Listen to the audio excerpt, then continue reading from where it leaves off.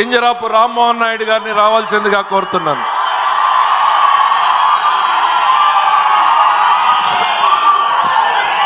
సభకు నమస్కారం. స్వర్ణాంధ్రప్రదేశ్ నిర్మాత, నిత్య శ్రామికుడు, నిరంతర స్ఫూర్తి ప్రదాత గౌరవనీయులు చంద్రబాబు నాయుడు గారికి, యువగల రథ సారథి, కార్యకర్తల గుండె చప్పుడుగా కొండంత అండగా ఉన్నటువంటి యువ నాయకుడు సోదరులు లోకేష్ అన్న గారికి, వేదికను అలంకరించినటువంటి తెలుగుదేశం పార్టీ అతర మహారథులు, కుటుంబ సభ్యులు, అలాగే కడపలో మొట్టమొదటిసారిగా జరుగుతున్నటువంటి ఈ యొక్క మహానాడు చరిత్రలో ఎల్లప్పుడూ నిలిచిపోయే విధంగా విజయవంతం చేసినటువంటి మా కార్యకర్త సోదర సోదరీమణులు అందరికీ కూడా మహానాడు వేదిక ద్వారా నా హృదయపూర్వకమైనటువంటి నమస్కారాలు మీ అందరికీ కూడా తెలియజేసుకుంటున్నాను. ఈ యొక్క రాజకీయ తీర్మానానికి ఒక ప్రత్యేకత ఉంది. ఆఖరి తీర్మానంగా ప్రతి మహానాడులో ప్రవేశపెడతాం. గతం ఒక్కసారి గుర్తు చేసుకుంటే ఇదే తీర్మానం మన తెలుగుదేశం పార్టీకి వన్నె తెచ్చినటువంటి ఒక నాయకుడు, పరమ విధేయుడుగా పనిచేసినటువంటి వ్యక్తి, చంద్రబాబు నాయుడు గారికి కుడిభుజంలో ఉన్నటువంటి వ్యక్తి, ఇటు పార్టీకి అటు క్యాడర్కి అనుసంధానం చేసుకుంటూ నిరంతరం పార్టీ కోసం ప్రతి ఒక్క ఊపిరి కూడా ఆయన పోషించినటువంటి స్వర్గీయ కింజరాపు ఎర్రన్నాయుడు గారు ఇదే రాజకీయ తీర్మానాన్ని ప్రవేశపెట్టేవారు. ఆయన అడుగుజాడల్లో ఈ యొక్క అవకాశం నాకు కల్పించినందుకు చంద్రబాబు నాయుడు గారికి ప్రత్యేకమైనటువంటి ధన్యవాదాలు తెలియజేసుకుంటున్నాను. ఈ యొక్క రాజకీయ తీర్మానంలో మొట్టమొదటి అంశం కింద పెహల్గాంలో 22 ఏప్రిల్ తేదీన జరిగినటువంటి సంఘటన ఏదైతే ఉందో ప్రతి ఒక్క భారతీయుడిని కూడా కలిచివేసింది. 26 మంది ఆ ఘటనలో చనిపోయారు. అందులో 2 మన తెలుగువారు కూడా ఉండడం చాలా బాధాకరం.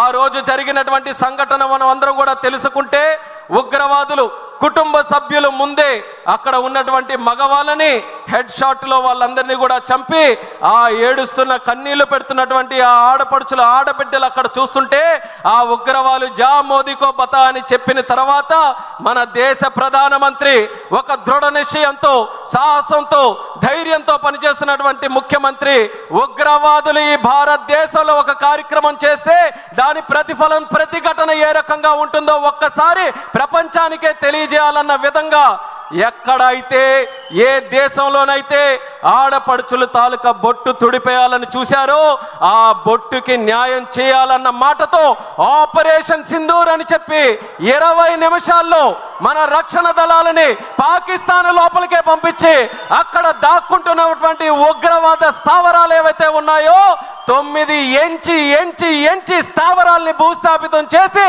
81 మంది ఉగ్రవాదుల్ని హతమార్చినటువంటి ఘనత మన భారతదేశం, మన సైనిక దళాలు, రక్షణ దళాలు, వాటిని నడిపించినటువంటి మన ప్రధానమంత్రి నరేంద్ర మోదీ గారు అనేది కూడా తెలియజేసుకుంటున్నాను.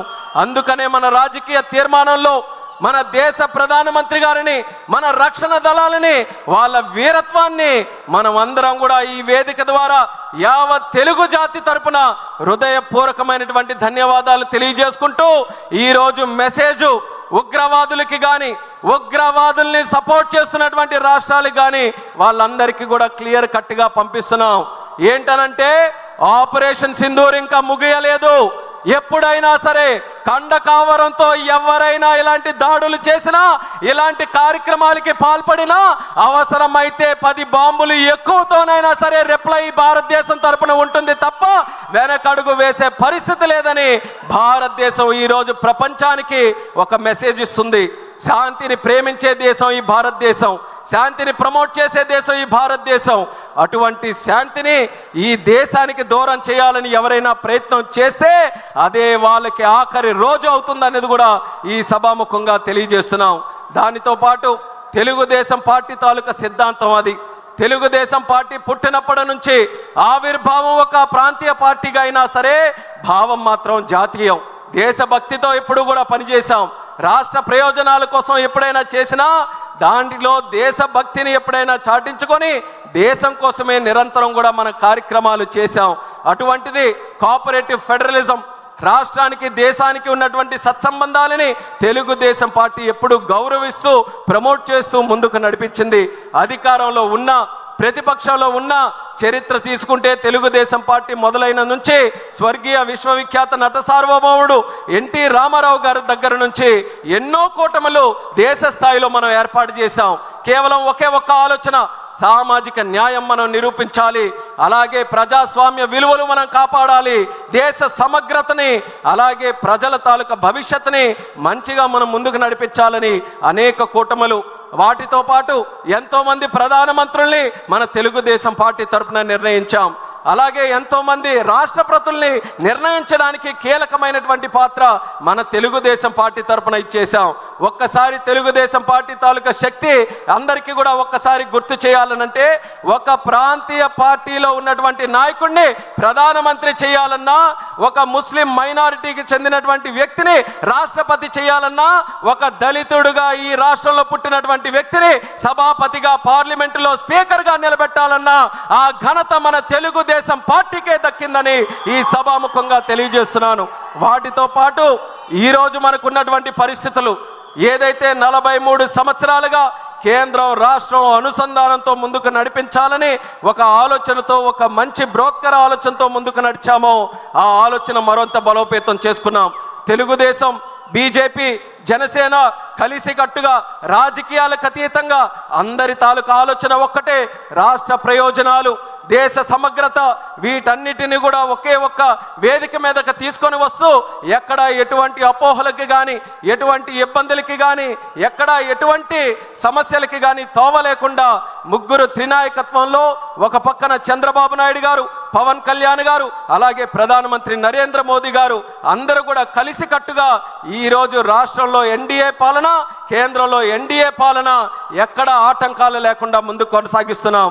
గతంలో 5 సంవత్సరాలు మనం చూసుకుంటే ఎన్నో సమస్యలు, అసలు అసాధ్యమైనటువంటి సమస్యలు, కానీ ఈరోజు కేంద్రం తాలూకా సహకారంతో, ఎన్డీఏకు ఉన్నటువంటి ఆ యొక్క కోఆర్డినేషన్తో ఒక స్టీల్ ప్లాంట్ కావచ్చు, రైల్వే జోన్ కావచ్చు, పోలవరం ప్రాజెక్టు కావచ్చు, ఇలా ఏ కార్యక్రమాలు చూసుకున్న అమరావతి ప్రాజెక్టు కావచ్చు, అన్నిటినీ కూడా సంవత్సరంలోపే సాధ్యం చేసి చూపించామనంటే ఈ ఎన్డీఏ ప్రభుత్వం రాష్ట్రంలో, కేంద్రంలో ఎంత పటిష్టంగా పనిచేస్తుందో ఒక్కసారి ప్రతి ఒక్కరం కూడా గమనించాలి. తెలుగుదేశం పార్టీ తాలూకా చరిత్ర తెలుగు వారి ఆత్మగౌరవం కోసం పుట్టినటువంటి పార్టీ, పేదల కోసం, బడుగు బలహీన వర్గాల కోసం, కార్మిక కర్షకుల కోసం, మహిళల కోసం, అలాగే వెనుకబడిన వర్గాలు, ఈ తెలుగు జాతి తాలూకా అభ్యున్నత కోసం తెలుగుదేశం పార్టీ కృషి చేసింది. అన్న నందమూరి తారక రామారావు గారు పార్టీ పెట్టినప్పుడు ఒక కొత్త నూతన వరవడికి మనం నాంది పలకాలని ఆ రోజు మొట్టమొదటిసారిగా యువకులని రాజకీయాల్లోకి ఎంకరేజ్ చేశారు, చదువుకున్న వ్యక్తులకి ఎంకరేజ్ చేశారు. పాజిటివ్ పాలిటిక్స్ ఎప్పుడు కూడా మనం చేయాలని ఆ రోజు నందమూరి తారక రామారావు గారు నాంది పలికి తెలుగుదేశం పార్టీకి కొన్ని మూల సిద్ధాంతాలతో ముందుకు నడిపించారు. ఈ రోజు వరకు మనం గర్వంగా చెప్పుకోవచ్చు, ఏ మూల సిద్ధాంతాలతోనైతే తెలుగుదేశం పార్టీ అనే మొక్క ఆ రోజు నందమూరి తారక రామారావు గారు నాటారో అదే మూల సిద్ధాంతాలని ఎక్కడా కూడా కాంప్రమైజ్ కాకుండా, రాజీ పడకుండా ఈ రోజు వరకు ఆ సిద్ధాంతాల మీదగే ముందుకు నడుస్తూ వెళ్తున్నాం. అలాగే విశ్వసనీయతని, నిబద్ధతని పార్టీలో మనం కాపాడుకుంటూ ముందుకు వెళ్తున్నాం. మరొక ముఖ్యమైనటువంటి సిద్ధాంతం నందమూరి తారక రామారావు గారు పరిచయం చేసినటువంటిది సమాజమే దేవాలయం, ప్రజలే దేవుళ్ళు అన్నటువంటి మాట కేవలం తెలుగు జాతికే కాదు, ప్రపంచంలో ఎవరున్నా ఎక్కడున్న వాళ్ళందరికీ కూడా స్ఫూర్తినిచ్చే విధంగా ఆయన నోట వచ్చినటువంటి మాట అది. అటువంటి మాటని ఒక సిద్ధాంత రూపంలో తయారు చేసుకొని పార్టీ తాలూకా కార్యక్రమాలు చేశాం. అదే ఎన్టీఆర్ గారికి ఆ రోజుల్లో ఒక పత్రికారుడు ఆ రోజు ఒక ప్రశ్న అడిగి, కొత్త పార్టీ పెడుతున్నారు, మీ తాలూకా సిద్ధాంతం ఏంటండి? క్యాపిటలిజమా, లేకపోతే సోషలిజమా, లేకపోతే కమ్యూనిజమా, లేకపోతే ఇంకా ఏ ఇజం అండి అనేది ఆ రోజు ప్రశ్నిస్తే, ఆ ఇజంలు ఏవి కాదు, ఈరోజు తెలుగుదేశం పార్టీ పెడుతున్నానంటే అది హ్యూమనిజంతో నేను పెడుతున్నాను, మానవత్వంతో పెడుతున్నాను, మానవత్వాన్ని కాపాడడానికి, మానవత్వంతో మనుషులకి సేవ చేయడానికి పెడుతున్నానని అద్భుతమైన రీతిలో హ్యూమనిజాన్ని రాజకీయాలకి పరిచయం చేసి దాన్ని ఒక ఎజెండాగా తయారు చేసి ఒక రాజకీయ పార్టీకి ఆ రోజు ముందుకు నడిపించాడనంటే ఎంత గొప్ప శక్తిో మనది ఒక్కసారి మీరందరూ కూడా గమనించాలి. అలాగే తెలుగుదేశం పార్టీలో కేవలం మన రాష్ట్ర రాజకీయాల్లో కాదు, ప్రపంచంలో ఏం జరుగుతుంది, ప్రపంచంలో ఏ విధి విధానాలతో ప్రజలు, రాష్ట్రాలు, దేశాలు, గవర్నమెంట్స్ ముందుకెళ్తున్నాయి, ప్రతి ఒక్కటి కూడా చదువుకొని ఇన్నోవేటివ్ మెథడ్స్తో పార్టీని ముందుకు నడిపించడంలో, అలాగే రాష్ట్రాన్ని ముందుకు నడిపించడంలో ఎప్పటికప్పుడు అవన్నీ కూడా స్టడీ చేసుకుంటూ క్రెడిబుల్ లీడర్షిప్ని మనం ఎస్టాబ్లిష్ చేసుకుంటూ తెలుగుదేశం పార్టీని ఇన్నోవేటివ్గా ముందుకు నడిపించడంలో ఎక్కడా వెనకడుగు వేయకుండా మనం అందరం పనిచేస్తున్నాం. ఆత్మ గౌరవం కోసం మన నందమూరి తారక రామారావు గారు ఆ రోజు నాంది పలికితే అది ఆత్మ విశ్వాసంతో చంద్రబాబు నాయుడు గారు మరింత ముందుకు తీసుకొని వచ్చే ప్రయత్నం చేశారు. ఆ రోజుల్లో 1982లో మన పార్టీ పెట్టినప్పుడు తాలూకా ఆంధ్రప్రదేశ్ పరిస్థితి తీసుకుంటే ఆ రోజుల్లో డిగ్నిటీ ఆఫ్ లైఫ్ తెలుగు వాళ్ళకి ఎక్కడా లేదు.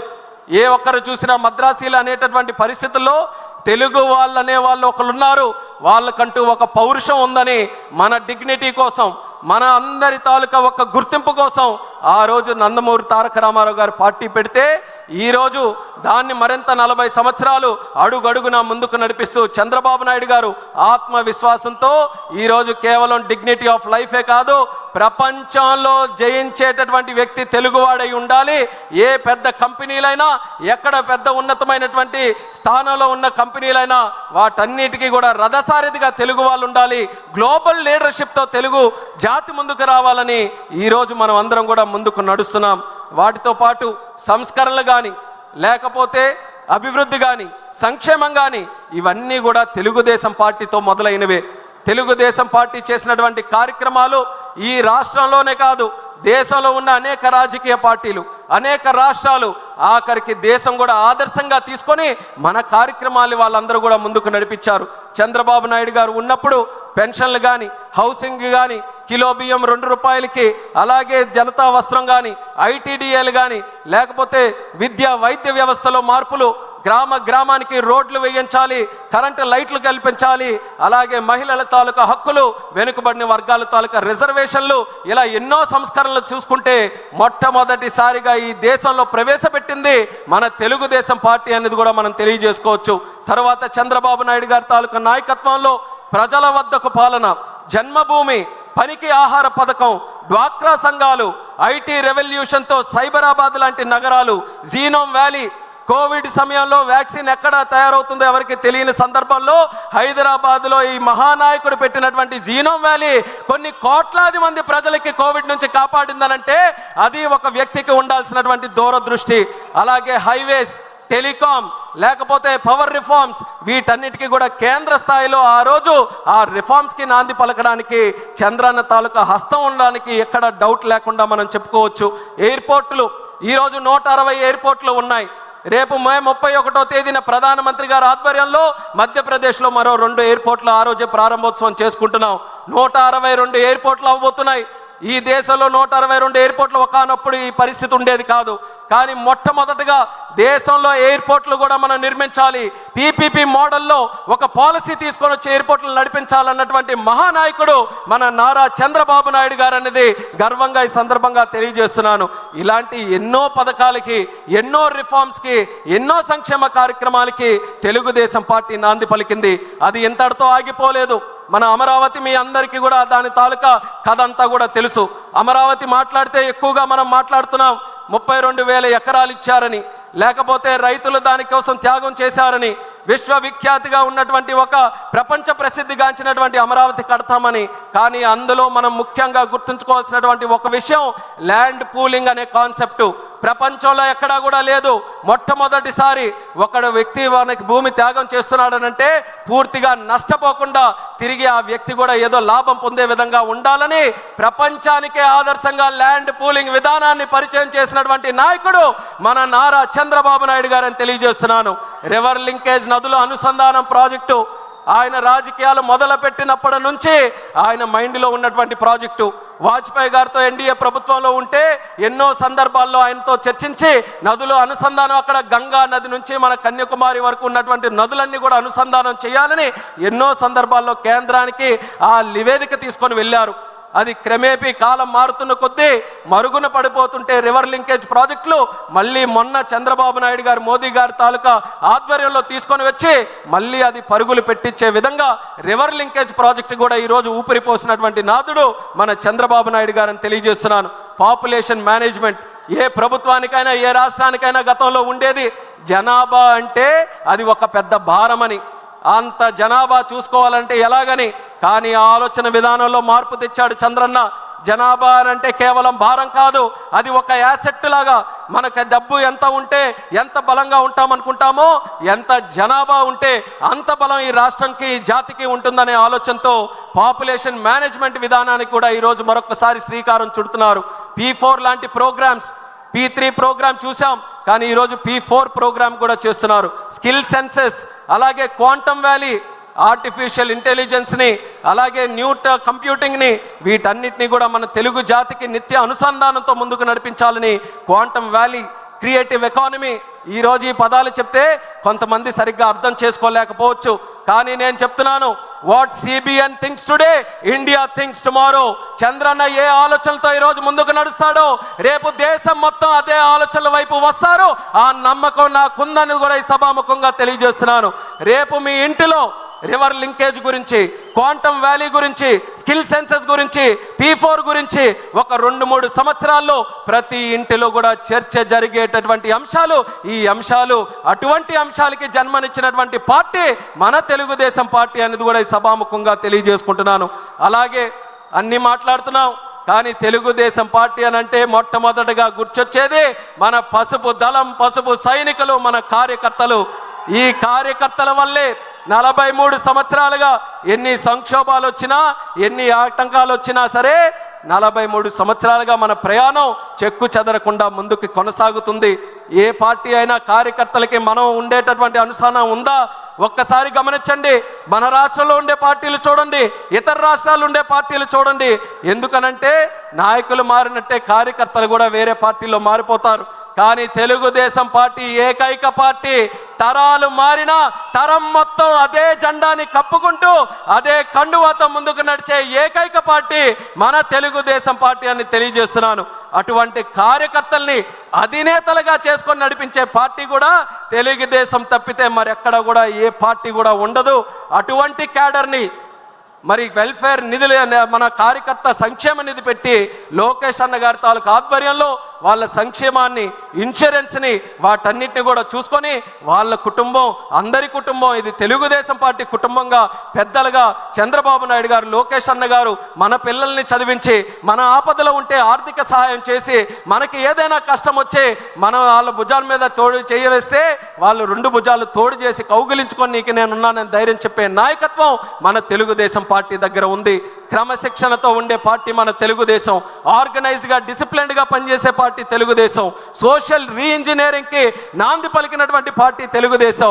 అలాగే KSSలు, కబ్స్ వ్యవస్థ, ఏ పార్టీలు కూడా క్షేత్ర స్థాయిలో ఒక పార్టీ ఎంత బలంగా నడపాలని ఎవరి ఆలోచన కూడా ఉండదు. అది కేవలం మన తెలుగుదేశం పార్టీలోనే ఉంటుంది. అదే మన బలం అనేది కూడా కార్యకర్తలకి సభాముఖంగా తెలియజేస్తున్నాను.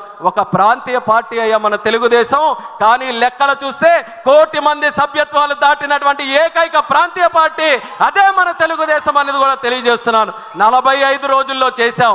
ఎందుకనంటే టెక్నాలజీని కూడా మన లోకేష్ అన్న గారు ఈ యొక్క కార్యక్రమానికి తీసుకొని వచ్చి 45 రోజుల్లో ఎక్కడ ఇబ్బంది లేకుండా సరికొత్త విధానంతో చేసి ఈరోజు దేశంలో ఉన్నటువంటి అన్ని రాజకీయ పార్టీలు కూడా శభాష్ లోకేష్ అనే విధంగా పార్టీ మెంబర్షిప్ని కూడా ఈరోజు నడిపించారనేది ఈ సందర్భంగా తెలియజేస్తున్నాను.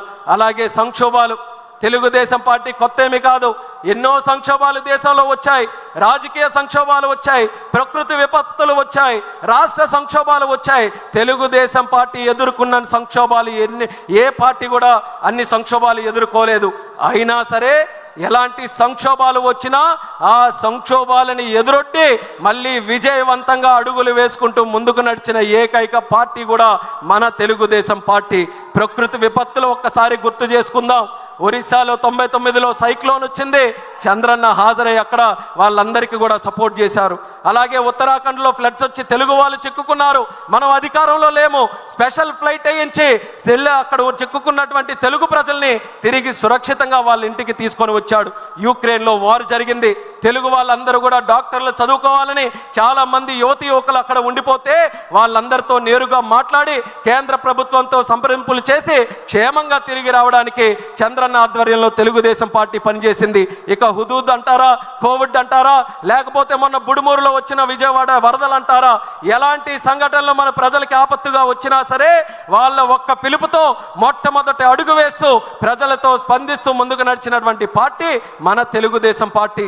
అలాగే రాజకీయ సంక్షోభాలు 1985లో ఎన్టీఆర్ గారిని దెబ్బ కొట్టాలని, అలాగే 2004లో మనం ఓడిపోయిన తర్వాత అప్పుడు దెబ్బ కొట్టాలని, 2009లో డీలిమిటేషన్ అయితే అప్పుడు దెబ్బ కొట్టాలని, 2014లో బైఫర్కేషన్ జరిగితే అప్పుడు దెబ్బ కొట్టాలని, ఈరోజు రాజకీయంగా కూడా ఎన్నో సంక్షోభాలు తెలుగుదేశం పార్టీ ముందు గోడల్లాగా కట్టినా గోడల్ని సైతం కూల్చుకుంటూ ముందుకు వెళ్ళినటువంటి సైన్యం బలగం మన తెలుగుదేశం పార్టీ దగ్గర ఉందని కూడా తెలియజేస్తున్నాను.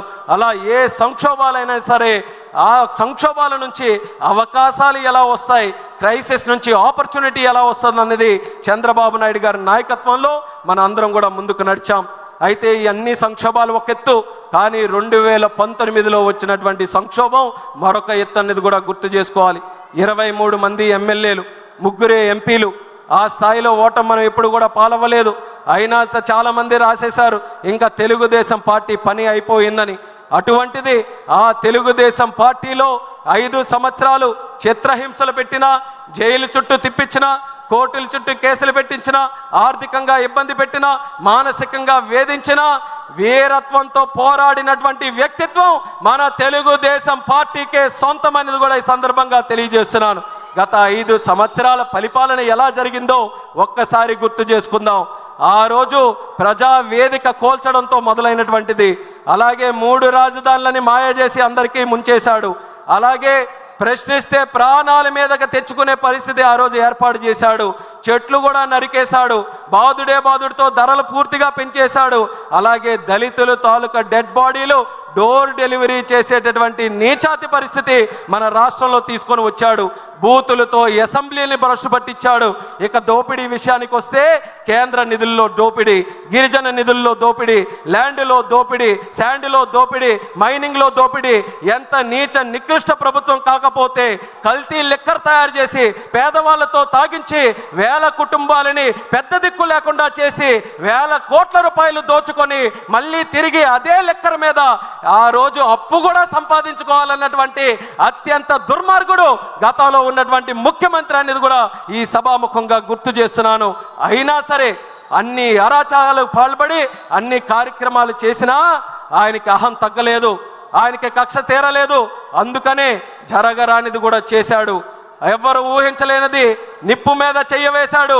చంద్రబాబు నాయుడు గారి తాలూకా నాయకత్వాన్ని ప్రశ్నించే విధంగా అక్రమ కేసు పెట్టి 56 రోజులు జైల్లో పెట్టించాడు. అది ఆయన చేసినటువంటి అతి పెద్ద తప్పు. చంద్రబాబు నాయుడు గారిని రాజకీయంగా నువ్వు అరెస్ట్ చేశావు, ఏదో తెలుగుదేశం పార్టీ వాళ్ళే కదులుతారనుకొని నువ్వు అరెస్ట్ చేశావు. కానీ చంద్రన్న మీద చెయ్యవేసిన తర్వాత 70 దేశాలలో లక్షల మంది కార్యకర్తలు తెలుగు జాతి అంతా కూడా కదలవచ్చి ఆయన తెలుగుదేశం నాయకుడు కాదు, తెలుగు జాతికి నాయకుడని దేశానికి ప్రపంచానికే నిరూపించింది మన తెలుగు జాతి అనేది కూడా ఈ సభాముఖంగా తెలియజేసుకుంటున్నాను. ఆ దెబ్బతో మట్టి కరిచి మీ అందరి తాలూకా సహకారం, మీ అందరి పోరాటంతో 2024 ఎన్నికల్లో ఊహకు అందని విధంగా 94% స్ట్రైక్ రేటుతో ఒకే ఒక్క ప్రభుత్వం ఈ దేశంలో గెలిచింది. అది మన కూటమి ప్రభుత్వం. దానికి కార్యకర్తలకి, పైనున్నటువంటి నాయకులకి అందరికీ కూడా ఎన్నో కేసులు పెట్టుకొని కుటుంబాలను పోగొట్టుకొని ఎన్నో త్యాగాలు చేసినటువంటి ప్రతి ఒక్కరికి కూడా ఈ మహానాడు వేదిక ద్వారా అందరికీ పాదాభివందనం తెలుగుదేశం పార్టీ కుటుంబ సభ్యులందరికీ కూడా తెలియజేసుకుంటున్నాం. అయితే మనం అనుకున్నటువంటి లక్ష్యం సాధించాం, ప్రభుత్వం ఏర్పాటు చేశాం. కానీ ఇంతటితో ఆగిపోయే ప్రయాణం కాదు తెలుగుదేశం పార్టీది. 43 సంవత్సరాల చరిత్ర అంటున్నాం, అంతటితో సాటిస్ఫై అవ్వలేదు. 40 సంవత్సరాల మరొక చరిత్రకు మనం నాంది పలకాలి. అది మన యువ నాయకుడు నారా లోకేష్ అన్న గారి తాలూకా ఆలోచన. ఆయన ఆధ్వర్యంలో 6 శాసనాలు ఈ మహానాడు ద్వారా మనకు పరిచయం చేశారు. యువశక్తికి మళ్ళీ పిలుపునిస్తున్నా. ఆ రోజు యువశక్తి అంతా భయంతో జగన్ పరిపాలనలో ఉంటే ఆ రోజు ఎవరు కూడా మాట్లాడడానికి ఎవరు కూడా ముందుకు రాని సమయంలో ఒక యువకుడు బాధ్యత తీసుకున్నాడు. రాష్ట్రం కోసం, మన జాతి కోసం, మన యువత కోసం వాళ్ళ గలం ముందుకు రాపోయినా ముందు నా గలాన్ని తోడు చేస్తానని యువగలంతో అడుగులు వేసుకుంటూ కర్రలు పెట్టినా, గోడలు నిర్మించినా, కుర్చీలు నాగినా, వేదికలు కూర్చినా మడం తిప్పనటువంటి పౌరుషంతో యువగలం 3000 కిలోమీటర్లు దేశ రాజకీయ చరిత్రలో ఆ వయసులో యువ నాయకుడుగా ఏ ఒక్కరు కూడా చేయనటువంటి పాదయాత్ర మన లోకేష్ అన్న గారు చేసి యువతలో సరికొత్త స్ఫూర్తి నింపాడు. కొత్తగా యువకులకు అందరికీ కూడా రాజకీయాల్లో రావడానికి ఆసక్తి చూశారు. యువగలం చూస్తే తెలియనటువంటి ఒక స్ఫూర్తి, మేము కూడా రాజకీయాల్లోకి రావాలి, తప్పు మీద మేము ప్రశ్నించాలి అన్న లోకేష్ అన్నగారితో మేము కూడా నడవాలని ఆయనతో పాటు సంకల్పం జోడించి అన్నగారి యువగలం యాత్ర చరిత్ర తిరగ రాసే యాత్రగా యువకులందరూ కూడా ముందుకు వచ్చి నడిపించారు. అటువంటి నాయకుడు, యువ నాయకుడు ఈరోజు ప్రజలు నచ్చినటువంటి నాయకుడిగా ఎదిగాడు, ప్రధాని మెచ్చినటువంటి నాయకుడిగా ఎదిగాడు మన నారా లోకేష్ గారు. ఆయన దగ్గర పనిచేయడం నాకు ఎంతో గర్వంగా ఉందనేది కూడా తెలియజేస్తున్నాను. మరొక విషయం కూడా చెప్పాలనంటే, మంగళగిరిలో ఓడిపోతే అందరూ కూడా ఇంకెక్కడ ఎందుకండి వేరే దగ్గరికి వెళ్ళాలనంటే, అలాంటి నాయకుడు, అలాంటి కుటుంబం, అలాంటి పార్టీ నాది కాదు. ఎక్కడ ఓడిపోయానో అక్కడ వడ్డీతో సహా ఓట్లు వేయించి గెలిపిస్తానని 91,413 ఓట్లతో అజారిటీ సాధించి గెలిచినటువంటి యువ నాయకుడు మన లోకేష్ అన్న గారని ఈ సందర్భంగా తెలియజేస్తూ, ఆయన యువగలంతో ఏ స్ఫూర్తినైతే అందించాడో పార్టీకి, కానీ ఆ స్ఫూర్తితో మన చంద్రబాబు నాయుడు గారు కూడా ఈ ఎంతోమంది 60 మందికి పైగా యువకుల్ని ఈరోజు ఎమ్మెల్యేలుగా తయారు చేశారు. ఎంతో కాలం నుంచి చూస్తున్న యువకులు ఎప్పుడు వస్తారని లోకేష్ అన్న గారి తాలూకు అడుగులతో పార్టీలో కూడా ఈరోజు యువత పెద్ద ఎత్తున, దేశంలో పార్లమెంటులో తెలుగుదేశం పార్టీ 16 మంది ఎంపీలు, అన్నిటికంటే చిన్న వయసులో ఉన్నటువంటి party, youngest party in parliament మన తెలుగుదేశం పార్టీ అని కూడా తెలియజేస్తున్నాను. పెద్ద పెద్ద పార్టీలు ఆలోచిస్తున్నాయి యువతను ఎలా తీసుకొని రావాలని, వాళ్ళకి ఆదర్శంగా తెలుగుదేశం పార్టీ ఈరోజు తీసుకొని వచ్చింది. అలాగే youngest cabinet minister in India కూడా మన తెలుగుదేశం పార్టీయే. ఆ ఘనత చంద్రబాబు నాయుడు గారి ఆశీర్వాదంతో ఈరోజు చిన్న వయసులో ఉన్నటువంటి నాకు వచ్చినందుకు ఆయనకి హృదయపూర్వకమైనటువంటి ధన్యవాదాలు తెలియజేస్తున్నాను.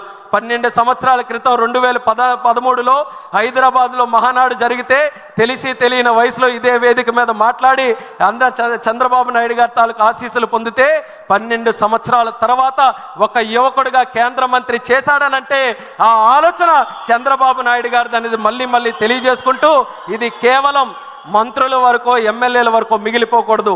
కార్యకర్తల స్థాయి నుంచి, ప్రజల స్థాయిల నుంచి యువత ముందుకు రావాలి. అందుకనే అన్న ఇచ్చినటువంటి 6 శాసనాలు ఏవైతే ఉన్నాయో ఈ రాజకీయ తీర్మానంగా ప్రస్తావిస్తున్నాం మీ అందరికీ కూడా. ఆ 6 తీర్మానాలు మనకు 6 ఆయుధాలు.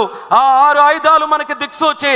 ఇక్కడ నుంచి రేపు మనం తిరిగి గ్రామాలకు వెళ్ళినప్పుడు గ్రామం నుంచి మనం తెలుగుదేశం పార్టీ చేసే ప్రతి కార్యక్రమంలో ఆ 6 విధానాలని కూడా క్రోడీకరిస్తూ తెలుగుదేశం పార్టీ 40 సంవత్సరాలు, మరొక 40 సంవత్సరాలు చెక్కు చెదరకుండా ముందుకు వెళ్ళడానికి ఏ రకంగా ప్రతి ఒక్కరం కృషి చేయాలో దాని మీద సంసిద్ధంగా అందరూ కూడా ఆలోచించి ఈ తెలుగుదేశం పార్టీ జాతి ఉన్నంతకాలం, సూర్యచంద్రులు ఉన్నంతకాలం ఆ నాయకత్వం బలంగా ముందుకు నడిపిస్తూ మనం అందరం కూడా ముందుకు పనిచేయాలని ఈ వేదిక ద్వారా ఇక్కడ ఉన్నటువంటి వారందరికీ కూడా తెలియజేసుకుంటూ ఈ రాజకీయ తీర్మానం ప్రవేశపెట్టే అవకాశం ఇచ్చినందుకు చంద్రబాబు నాయుడు గారికి ప్రత్యేక ధన్యవాదాలు తెలియజేస్తూ, ఈ కడపలో జరిగినటువంటి ఈ యొక్క మహానాడు ద్వారా ఆశీస్సులు అందించినటువంటి ప్రతి ఒక్కరికి కూడా నా ధన్యవాదాలు తెలియజేస్తూ సెలవు తీసుకుంటున్నాను.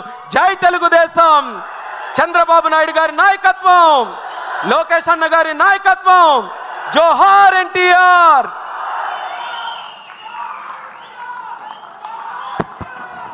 తన అద్భుతమైనటువంటి ప్రసంగంతో మనలందరూ